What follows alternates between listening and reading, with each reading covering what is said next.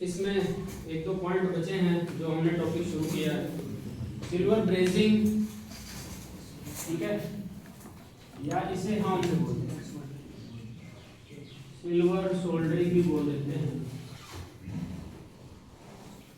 तो बेसिकली हमने देखा कि जो ब्रेजिंग प्रोसेस है वो हम 450 डिग्री सेल्सियस से लेके 900 डिग्री सेल्सियस तक परफॉर्म करते हैं। तो ऐसा ब्रेजिंग प्रोसेस जिसमें हम फिलर वायर, ऐसा ब्रेजिंग प्रोसेस जिसमें हम फिलर वायर कॉपर के साथ किसका यूज करते हो, सिल्वर का यूज करते हो, उस प्रोसेस को बेसिकली हम सिल्वर ब्रेजिंग कहते हैं। और ये जो सिल्वर ब्रेजिंग प्रोसेस होता है ये हम बेसिकली परफॉर्म करते हैं 600 डिग्री सेल्सियस से लेके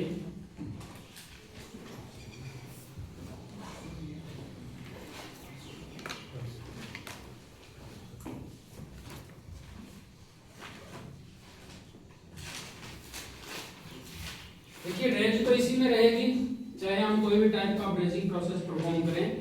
सिल्वर ब्रेजिंग में जो हम फिलर वायर यूज करेंगे मिक्सचर होगा किसका, कॉपर के साथ सिल्वर का मिक्सचर होगा।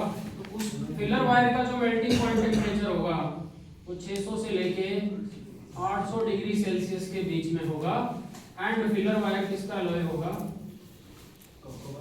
फिलर वायर किसका अलॉय होगा, कॉपर प्लस सिल्वर का अलॉय होगा।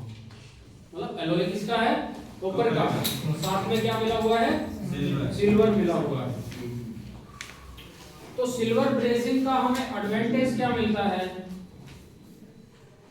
सिल्वर ब्रेजिंग का हमें क्या एडवांटेज मिलते हैं। सिल्वर ब्रेजिंग से एक तो हमें मिलता है maximum strength of brazing, maximum strength of joint. Joint की हमें स्ट्रेंथ क्या मिलती है, मैक्सिमम स्ट्रेंथ मिलती है, ज्यादा स्ट्रेंथ मिलती है।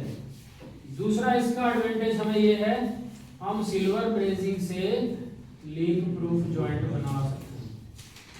लीक प्रूफ जॉइंट का मतलब क्या होगा, हाँ जी, लीकेज नहीं होगी सर। जैसे रेफ्रिजरेटर के अंदर ट्यूब इस्तेमाल होती है, ठीक है, कॉपर की ट्यूब होती है जिसके अंदर क्या फ्लो करता है, liquid nitrogen gas, refrigerant flow करता है, बेसिकली उसको रेफ्रिजरेंट बोलते हैं, ठीक है। तो रेफ्रिजरेंट अगर उसके अंदर प्रॉपर सर्कुलेट होता है, फ्लो करता है, तो वो क्या होना चाहिए, लीक प्रूफ होना चाहिए। तो लीक प्रूफ जॉइंट के लिए, मैक्सिमम स्ट्रेंथ ऑफ जॉइंट के लिए हम परफॉर्म करते हैं सिल्वर ब्रेजिंग प्रोसेस। क्लियर है। अब सिल्वर ब्रेजिंग जो प्रोसेस है इससे हम कौन कौन से मेटल की ब्रेजिंग कर सकते हैं, useful for brazing of, useful for brazing of, हम सिल्वर ब्रेजिंग से कौन कौन से मेटल की ब्रेजिंग परफॉर्म कर सकते हैं। तो वही हुआ ब्रास और ब्रॉन्ज। ब्रास एंड ब्रॉन्ज किसके अलॉय होते हैं, कॉपर के। ब्रास को, ब्रॉन्ज की हम ब्रेजिंग कर सकते हैं and brazing of dissimilar metals,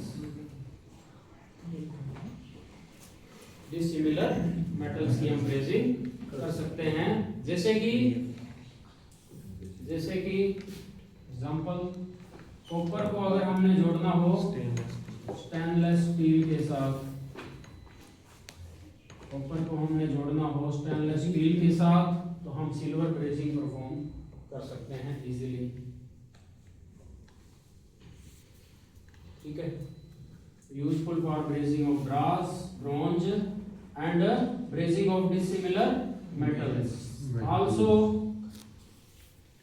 mostly used by jewelers,